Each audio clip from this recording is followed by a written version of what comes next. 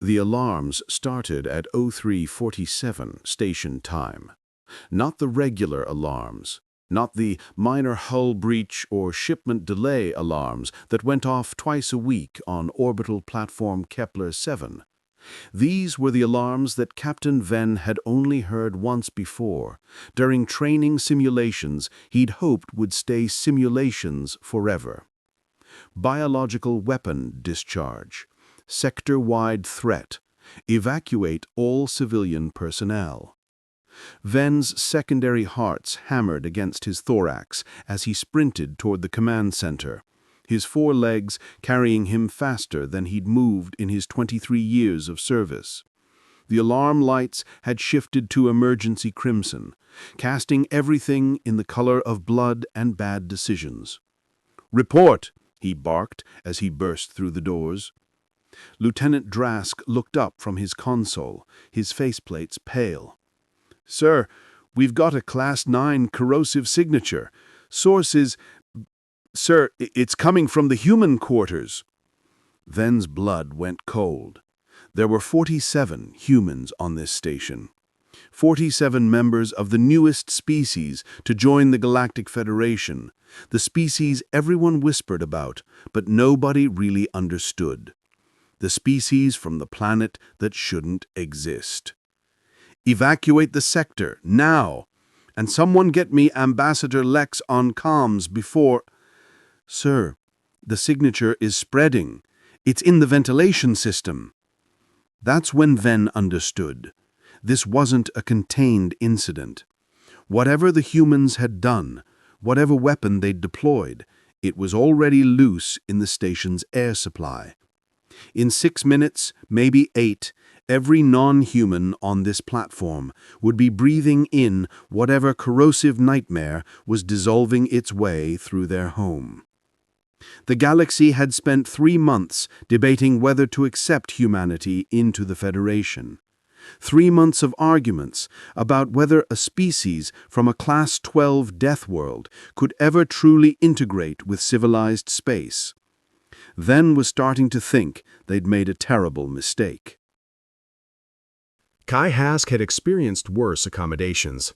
The quarters on Kepler-7 were small, sure, but they had gravity and oxygen and, most importantly, private bathrooms.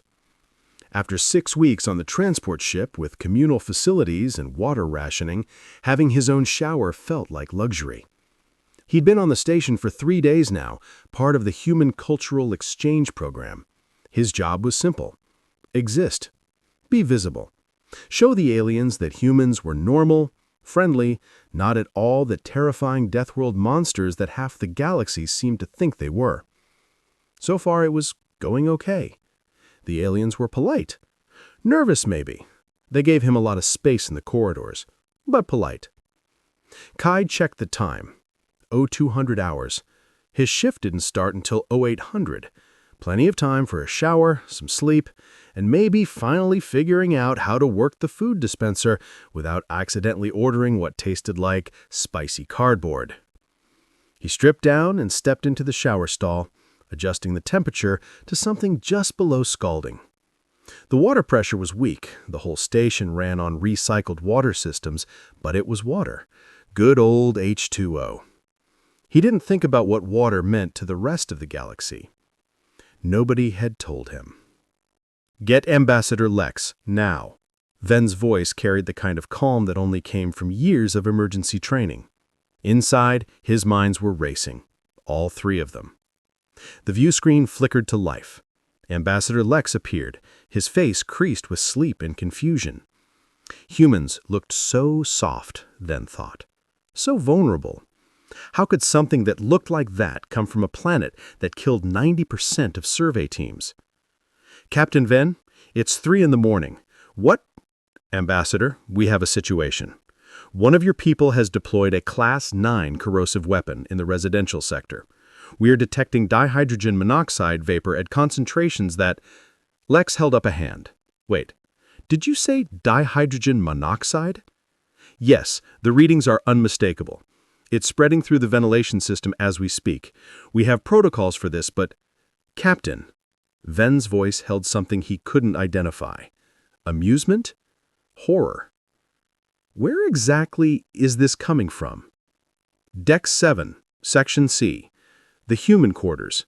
Specifically, Drosk checked his console, specifically, the quarters assigned to Technical Specialist Kai Hask. Lex closed his eyes. For a long moment, he said nothing. Ambassador, I need to know if this is an attack, if your species is declaring hostile behavior.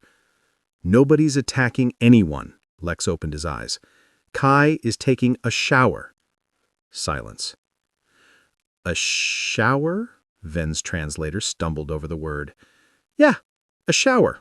Hot water, personal hygiene. He's probably singing something off-key and using up all the hot water the way he usually does. Lex rubbed his face. Captain, I think we need to have a conversation about humans and water. I'm aware of your species' dependence on dihydrogen monoxide for survival. All Federation species receive briefings on... No, I don't think you are aware. Lex's expression shifted. He looked tired. Captain, how much do you know about Earth? It's a Class 12 death world. Excessive gravity, dangerous megafauna, unstable tectonics, frequent extinction-level weather events. It's 70% water. The whole planet. 70% of the surface is just water. Dihydrogen monoxide, the universal solvent, the chemical that eats through almost everything in the galaxy. Venn felt his primary heart skip a beat. Our bodies are 60% water. We drink it. We bathe in it. We swim in it for fun. We fill containers with it and spray it on our crops. That's impossible, Drosk whispered. Nothing carbon-based could survive constant exposure to... We're not just carbon-based. We're water-based. It's our whole biology. Our cells are mostly water. Our blood is water with stuff dissolved in it. When we're born, we're literally swimming in water inside our mother's bodies. The command center had gone silent, except for the alarms. Every officer was staring at the view screen. You're telling me, Venn said slowly, that your entire species is made of the most corrosive substance in the known galaxy. From your perspective, yeah, I guess we are. And you didn't think to mention this during the Federation integration process? Lex spread his hands. Captain, we filled out 3,000 forms. We listed water as essential for survival on like 600 of them. Nobody asked us to clarify what we meant by essential. We thought everyone knew. Water's everywhere. It's in comets. It's in ice on moons. It's a controlled substance in 73% of Federation space. Venn's voice cracked. It's banned as a chemical weapon on 412 worlds. There are species that will die if they're exposed to water vapor for more than 30 seconds. Oh, Lex said. Then quieter. Oh, shit. Kai was toweling off when his door chimed. Emergency pattern. 3 short, 2 long, 3 short. He wrapped the towel around his waist and hit the door control. Lieutenant Drask stood in the corridor, wearing a full hazmat suit. Behind him, 3 security officers, also suited up. Kai said. Hi? Technical Specialist Hask. Drask's voice crackled through his suit speaker. I need you to step away from the bathroom. Slowly. Don't touch anything. Kai looked down at himself. Water was still dripping from his hair. Is there a problem? Sir, have you been utilizing the water dispenser unit? The shower? Yeah. Why? Drask made a noise that might have been a whimper. How much dihydrogen monoxide did you deploy? How much water did I use? I don't know, man. It's a shower. 5 minutes, maybe? Why are you in a hazmat suit? One of the security officers took a step back. Sir, I need you to listen very carefully. Water is a Class 9 corrosive substance. You've been exposed to dangerous levels of... It's a shower, Kai repeated. I take showers. All humans take showers. It's just water. There is no just water in civilized space. Drask's voice pitched higher. Water is... Do you understand what you've done? Do you have any idea... Lieutenant, Ambassador Lex's voice came through Drask's comm. "Stand down, get medical up there, and someone shut off those damned alarms." Dr. Helev had been the station's chief medical officer for 11 years. She'd treated 18 different species for everything from radiation sickness to exotic parasites. She'd seen things that would make a combat veteran queasy. She'd never seen anything like the human. Kai Hask sat on the examination table, wearing standard-issue station clothing, looking bored. His skin, that impossibly soft, vulnerable-looking skin, showed no signs of corrosive damage. No burns. No discoloration. Nothing. "Explain it to me again, slowly," she said. Kai sighed. "Water doesn't hurt us. It's part of us. We need it to live. But the molecular structure, yeah, I know. Universal solvent, polar covalent bonds, high surface tension, all that chemistry stuff." He scratched his head. Water droplets, actual dihydrogen monoxide droplets, flew from his hair. Helev flinched. "Look, Doc, I'm not a scientist, but humans evolved in water. Our ancestors lived in the ocean. We spent millions of years adapting to it." "Adapting to the most dangerous chemical in the galaxy? From your perspective, sure. From ours," he shrugged, "it's just water." Helev activated her scanner, running it over him for the 15th time. The readings were the same. His body was producing water, constantly. His skin was secreting it through pores. His lungs were adding water vapor to every breath. He was a walking, talking container of industrial solvent. "Your sweat," she said faintly. "When you exercise, you sweat. Yeah, it's mostly water, with some salt and other stuff. You weaponize your cooling system." What? "No, it's just sweat." "Your tears," Helev continued, her voice distant. "When you experience strong emotions, you leak water from your optical organs. Crying. Yeah, that's normal." "Nothing about your species is normal," the words burst out before she could stop them. Helev took a breath. Another. I'm sorry. That was unprofessional." "Look, Doc," Kai leaned forward. "I get it. This is weird for you. But for us, water is life. It's not a weapon. It's not dangerous. It's home." Helev thought about that. About a world where oceans of universal solvent covered the majority of the surface. Where rain fell from the sky as liquid death. Where every living thing had adapted to survive, no, to thrive in an environment that would kill most galactic species in seconds. "Your planet terrifies me," she said quietly. "Yeah, I'm getting that a lot lately." The emergency session of the Station Council lasted 4 hours. Captain Venn stood at the head of the conference table, looking at the assembled representatives, 12 species, 12 sets of nervous eyes, all of them staring at the empty seat reserved for humanity. "We have a problem," Venn began, "a significant one." "The humans are walking chemical weapons," Representative Cross said flatly. He was methane-breathing, his envirosuit hissing with every word. "We need to remove them from the station immediately." "On what grounds?" Ambassador Lex's voice crackled through the speaker. He wasn't allowed in the council chamber, too much risk of water vapor contamination. "We haven't violated any laws." "You haven't," Cross's faceplates flushed purple. "Your species is made of Class 9 corrosives. You're breathing weapons-grade chemicals into our shared atmosphere right now." "It's water," Lex said patiently. "We've been over this. I don't care what you call it. The chemical composition is—" "Representatives," Venn's voice cut through the argument. "We need to focus on solutions, not blame. The humans are Federation members. They have legal rights." "Rights?" Representative Shale's rocky voice rumbled. "What about our rights? What about our right to not be dissolved in our sleep?" "Nobody's dissolving anyone," Lex snapped. "Humans have been living on this station for 3 days. Have you melted? Has your skin fallen off?" Silence. The water vapor concentrations are within safety limits for most species, Venn said. We've run the numbers. As long as the humans stay in their designated areas and we maintain proper ventilation protocols. What about showers? Cross demanded. Are they going to keep taking showers, keep spraying industrial solvent into the air we breathe? Yes, Lex said. We're going to keep practicing basic hygiene. That's non-negotiable. Then we have a problem. No, a new voice said. Representative Quall from the silicon-based delegation. We have an opportunity. Explain, Venn said.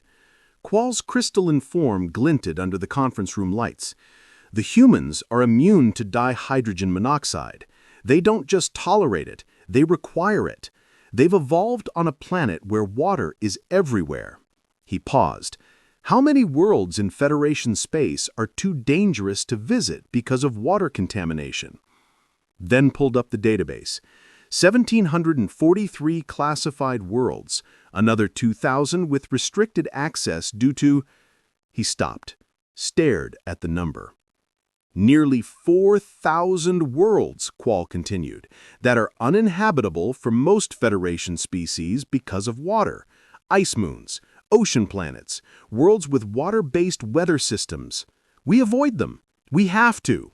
He gestured toward the speaker. They don't. You want to use us as janitors, Lex said. His tone was unreadable. I want to use you as pioneers, Quall corrected.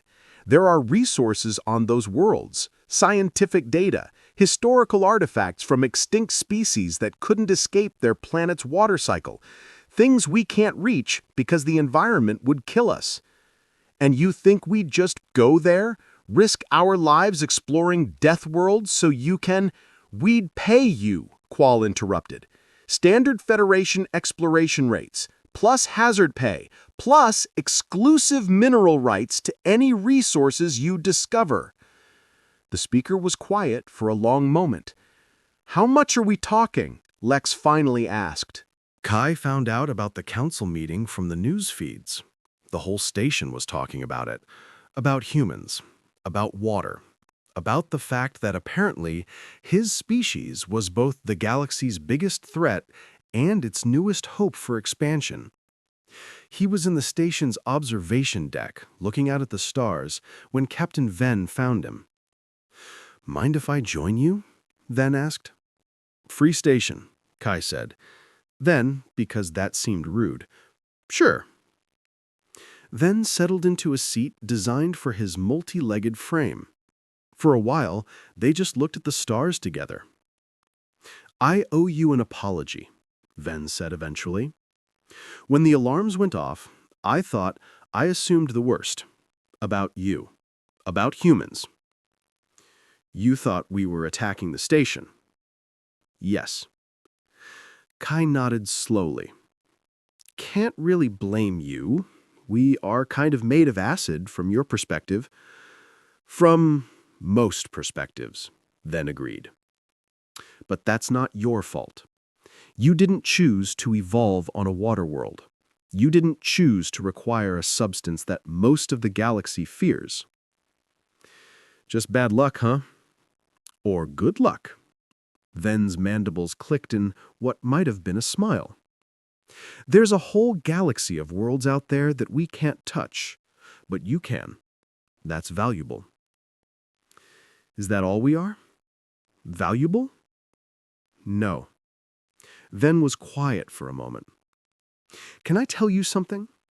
When I first heard about Earth, I read everything I could find. All the survey reports, all the data. And you know what scared me most? The megafauna, the weather, the fact that our planet is actively trying to kill everything on it. The fact that you survived anyway." Then turned to look at him. "Every species in the Federation comes from worlds that are manageable. Difficult, maybe, but manageable. Your world isn't manageable. It's chaos. It's death. And somehow you not only survived, you thrived. You built civilizations. You made art. You looked at a planet that was trying to kill you every single day, and you said no. That's what scared me. I didn't know what to say to that. We're not afraid of your water. We're afraid of what the water means. We're afraid of a species that learned to swim in universal solvent and thought it was fun. So what happens now? Now? Venn's mandibles clicked again. Now we figure out how to live together. You get proper facilities, sealed quarters with extra ventilation, designated areas where you can be yourselves. We get access to worlds we've never been able to explore. Everyone wins. And if other species don't want us around, if they're too scared of the water-based monsters, then they're idiots. Fear is natural, but fear that prevents cooperation is just stupidity. He stood up. Besides, I've been watching you humans these past few days. You're not monsters. You're just... He paused, searching for the word. Stubborn. Yeah, we get that a lot. The modifications to the human quarters took 2 weeks. Separate ventilation systems, sealed recreational areas, a dedicated gymnasium where humans could exercise without worrying about their sweat triggering chemical weapons alarms, and showers, proper showers, with water pressure that didn't feel like a sad drizzle. Kai stood under the spray, letting the hot water, the universal solvent, the galaxy's most feared chemical, wash away the day's stress. It felt like home. He thought about the irony. Humans had spent centuries dreaming about the stars, about meeting aliens, about being part of something bigger than themselves. And when they finally got there, when they finally joined the galactic community, it turned out they were the scary ones. Not because they were violent, not because they were aggressive, but because they were made of water. His comm unit chirped. He shut off the shower and checked the message. From Federation Exploration Corps. To Technical Specialist Kai Hask. Subject: Employment opportunity. We are seeking qualified personnel for an expedition to catalog water-rich worlds in the Outer Rim. Previous experience with hostile environments preferred. Species designation: human only. Compensation: 200,000 Federation credits per standard year, plus hazard pay, plus 15% share of any resource discoveries. Mission duration: 3 years. Interested parties, please respond within 48 hours. Kai stared at the message. 200,000 credits. That was more money than he'd make in 10 years on Earth. He thought about unexplored worlds, oceans on planets where no Federation species could survive, rain falling on alien continents, rivers cutting through stone that had never been touched by intelligent life. He thought about being useful, about being wanted, not despite being human, but because of it. He hit reply. The ship hung in orbit around a planet with no name, just a designation, KPL7843C. On the charts, it was listed as uninhabitable, 94% water coverage, frequent electrical storms, Class 7 hazard rating. On Kai's screen, it looked beautiful. Beginning descent, he said into the comm. Surface conditions look good. Well, good for us. You guys would hate it. Captain Venn's voice crackled back from the orbital station. Remind me again why we're paying you to go swimming?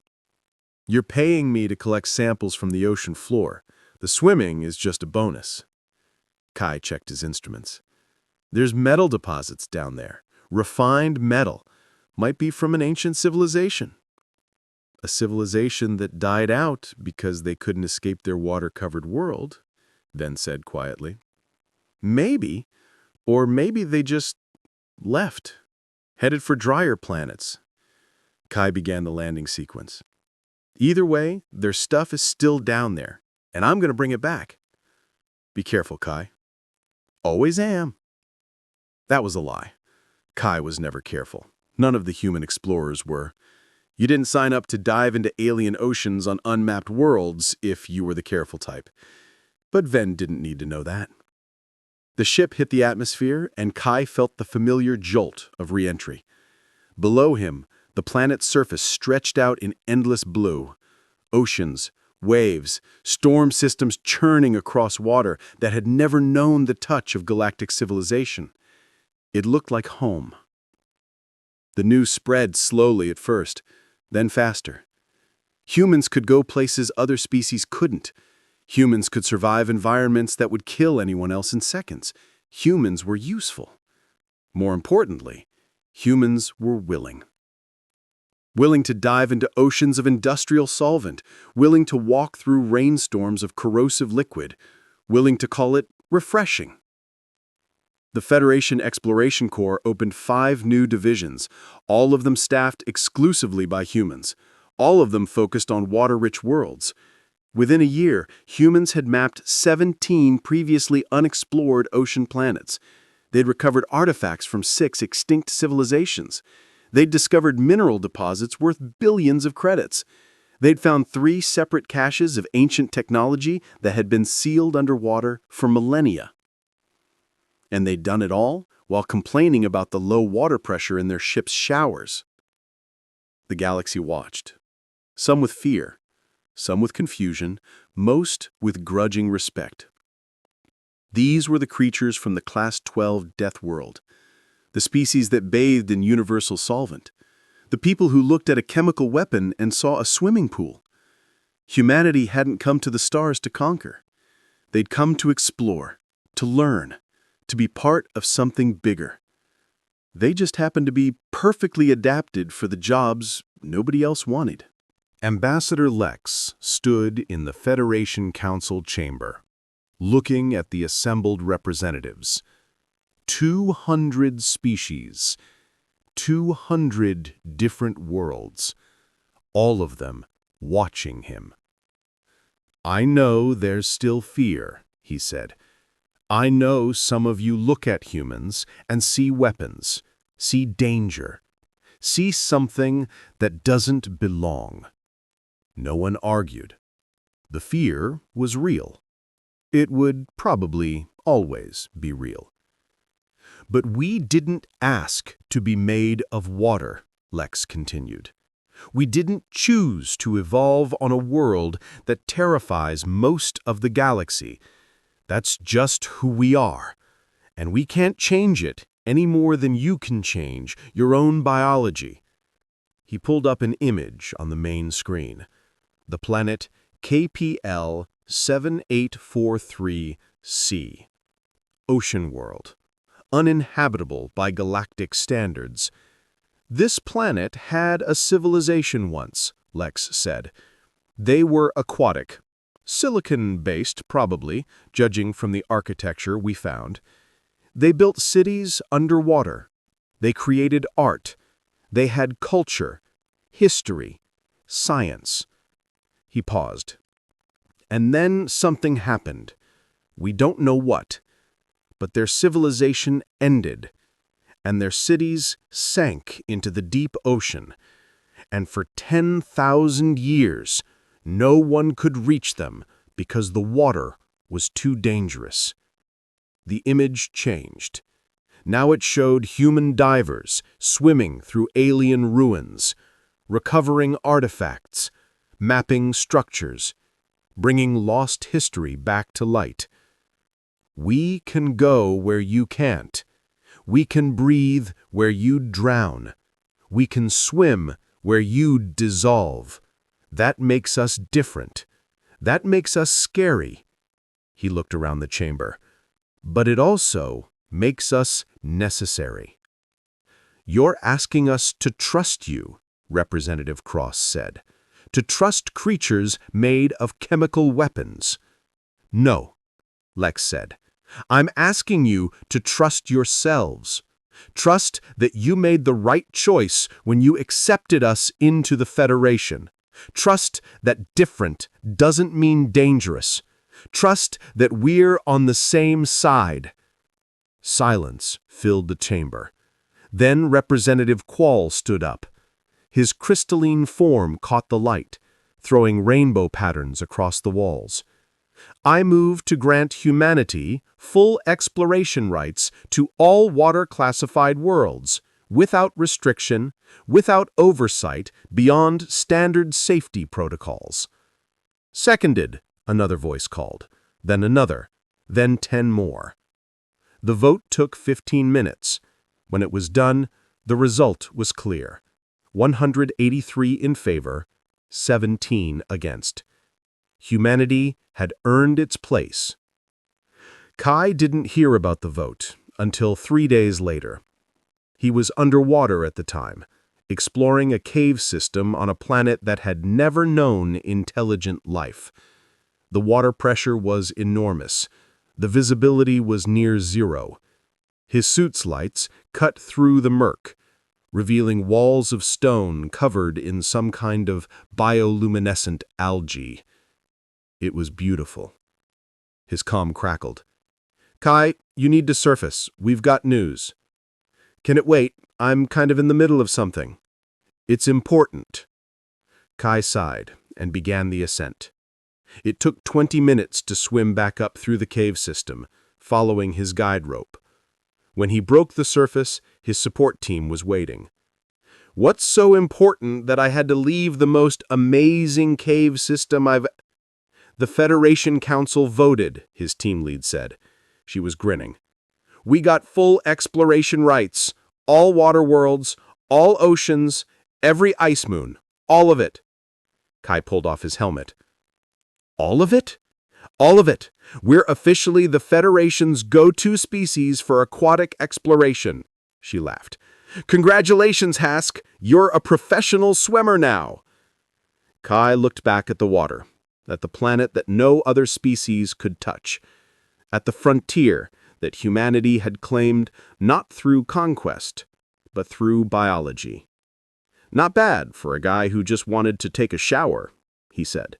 20 years after Kai Hask took a shower and accidentally convinced the galaxy that humans were chemical weapons, there were human outposts on 473 water worlds.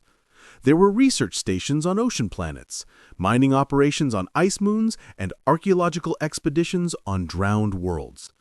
Humanity had found its niche in the galaxy, not as warriors, not as diplomats, not as scientists or artists or politicians, as swimmers, as divers, as the only species crazy enough to look at a planet covered in universal solvent and think, "Yeah, I could live there." Captain Venn, now Admiral Venn, stood in his office looking at a map of Federation space. Blue dots marked water worlds. Hundreds of them, maybe thousands. Each one a place where humans could go and others couldn't. "We were so scared," he said to Ambassador Lex, who was visiting the station for an anniversary celebration. "When we found out what you were made of, we thought it was the end. We thought you'd poison us all." "And instead, we just got you access to a bunch of real estate you couldn't use anyway," Lex said. "Is that all it is to you? Real estate?" Lex was quiet for a moment. "No," he said finally. "It's more than that. It's proof that being different isn't a weakness. It's proof that the things that make you scared, the things that make you vulnerable, can also make you valuable." He smiled. "It's proof that sometimes the monster you're afraid of is just someone who evolved to swim." Venn's mandibles clicked.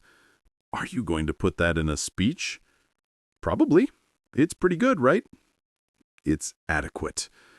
They stood together looking at the map, at all those blue dots, at all those worlds where humans had gone, where humans had thrived, where humans had proved that fear and value could exist in the same breath. Somewhere on one of those dots, Kai Hask was probably diving into another alien ocean, probably complaining about the water temperature, probably planning what he'd make for dinner after a long day of swimming through environments that would kill most sentient life. Probably happy. The galaxy had learned an important lesson. The scariest thing about humans wasn't their water-based biology. It wasn't their death world origins. It wasn't their stubborn refusal to admit when something was dangerous. It was their ability to make a home anywhere, to adapt, to thrive, to look at the impossible and treat it like Tuesday. To take a shower and accidentally change the course of galactic history. That was the thing about humans. They didn't mean to be terrifying. They didn't try to be special. They just were. And the galaxy was learning to live with that, one shower at a time.